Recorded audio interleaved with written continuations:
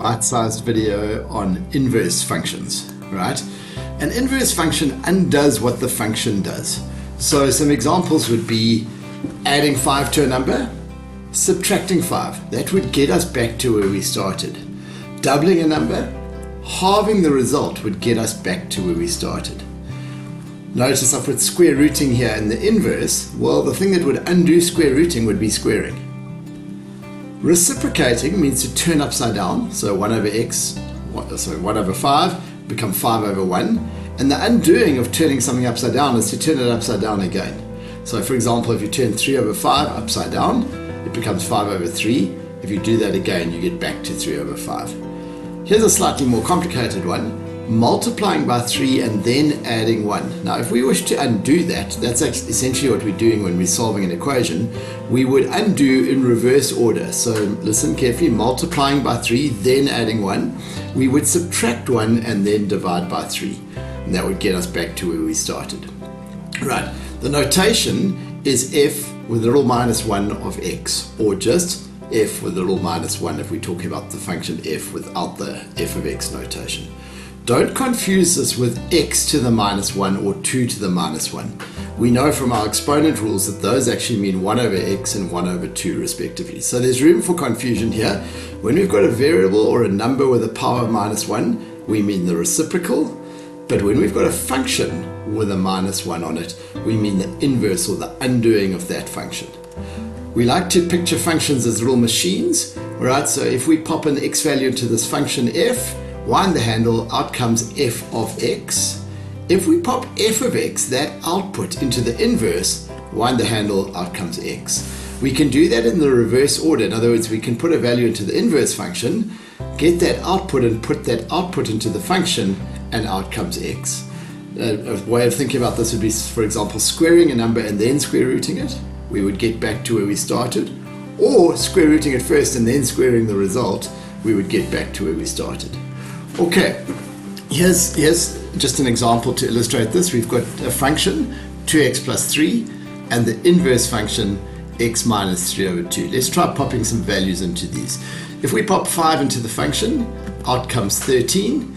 Pop 13 into the inverse, wind the handle, don't forget to wind the handle, and out comes 5. We get back what we started with. Let's try putting something into the inverse first. Let's try putting 11 into the inverse, don't forget to wind the handle. Out comes 11 minus 3, 8 over 2, 4.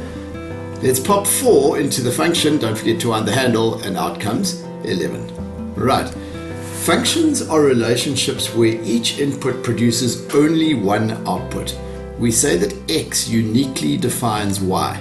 And if we look at the graph, they pass a vertical line test. There's never a point on the function where a vertical line hits the function at more than one point at a time. Examples of functions are obviously our linear function, an exponential function, a cubic function, a quadratic function. Here's an example of a non-function. At this point over here, we have an x value that gives two different y values.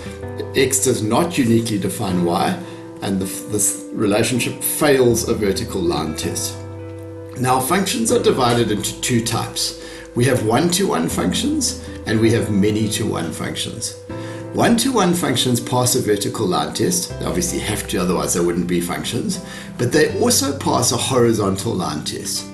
Many-to-one functions pass a vertical line test, otherwise they wouldn't be functions, but they fail a horizontal line test. All right, examples of one-to-one functions: the linear function, the exponential function. However, the quadratic function and the cubic function and a whole host of others like sine and cos are not one-to-one, they are many-to-one. They pass a vertical line test, but they fail a horizontal line test. A horizontal line test would cut either of them at more than one point at a time. Now, with an inverse function, the inputs become outputs and the outputs become inputs. So one-to-one functions, if you just picture the swapping around, the blue going where the yellow was and the yellow going where the blue was, they have inverses that are also functions. Right? Because the one-to-one becomes one-to-one. However, many-to-one functions have inverses that are one-to-many, and they will not be functions. We'll talk more about that just now. Let's now investigate what happens when we swap the x and y coordinates of a point, when the inputs become outputs and the outputs inputs. So for example, a point 4, 1 becomes the point 1, 4. A point 5, negative 5 becomes negative 5, 5. A point negative 3, negative 4 becomes negative 4, negative 3. A point 2, negative 3 becomes negative 3, 2. And a point negative 2, negative 2 actually stays the same point because it becomes negative 2, negative 2. So what happens is that every point reflects over this line y equals x. Points on the line y equals x remain on the line y equals x.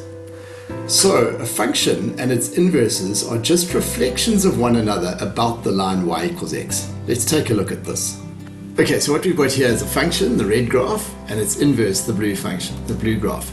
Notice the 0.15 lies on the function, but the 0.51 lies on the inverse. And we can see clearly that they're reflections of one another around the line y equals x.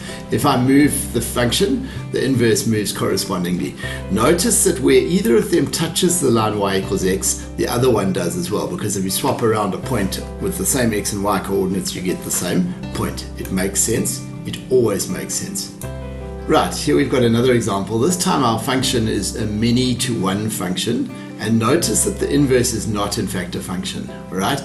But once again, we have this reflection idea, okay? And I can drag either of them around, and once again, whenever either of them touches the line y equals x, the other one does too.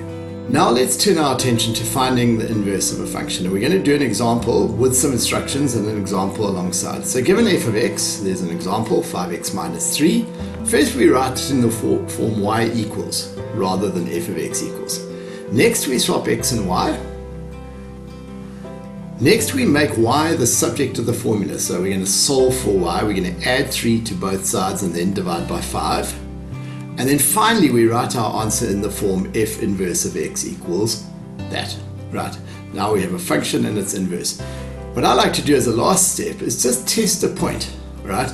So let's make up an x values. For example, if x was 2, then we know that 2, 7, if we put 2 into the function up at the top, 5 times 2, 10 minus 3, 7, 2, 7 lies on the function.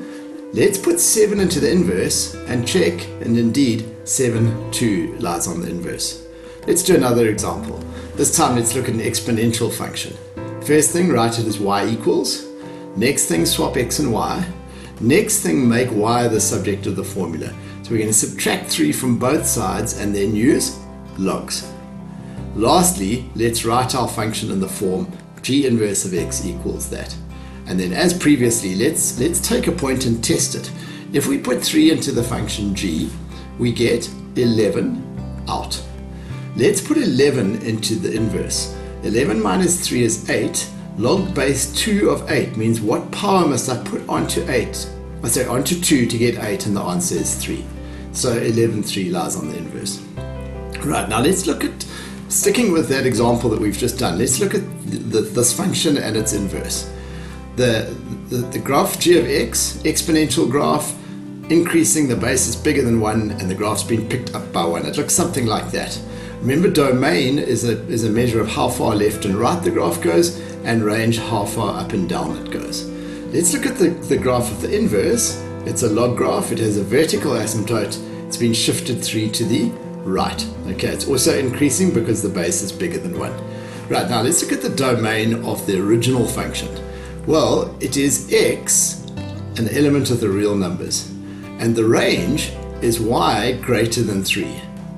Okay, now if we look at that domain of x element of r, that in fact is the range of the inverse. And if we look at the fact being bigger than 3, which was the range of the function, that becomes the domain of the inverse. So what actually happens here is that the domain of the function becomes the range of the inverse, and the range of the function becomes the domain of the inverse. Lastly, the last thing we're going to look at is finding an inverse of a many to one function. So remember we said x squared plus 2, parabola, is many to 1. It passes a vertical line test, otherwise it wouldn't be a function, but it fails a horizontal line test. Let's just proceed as we did before. Write in the form y equals, So swap x and y, and now make y the subject of the formula. Remember that when we square root both sides, we must have a plus or a minus. And at this point, it ceases to be a function. If we look at the graph of what we've got here, we've got that. The blue thing is the original function, the original parabola, and the red thing is an inverse, but it's not a function. What we need to know how to do is how to restrict the domain of the original function, what x values we're going to allow in the original function, in order that our inverse will become a function. And there's two options. Either we only have the positive sort of side of the parabola, in other words, we restrict the domain to being x greater than or equal to naught, in which case we only get the half of the red parabola that's above the axis, right? Because remember, domain and range swap around, so if x is bigger than or equal to naught on the domain of the blue function, then y bigger than or equal to naught on the range of the red function. The other alternative, and what we've got now is that the inverse is a function, whereas the other alternative is to take the other half of the parabola and to only have x less than or equal to naught, in which case we get the lower half of the other parabola. Hope this has been useful. Enjoy the rest of your day.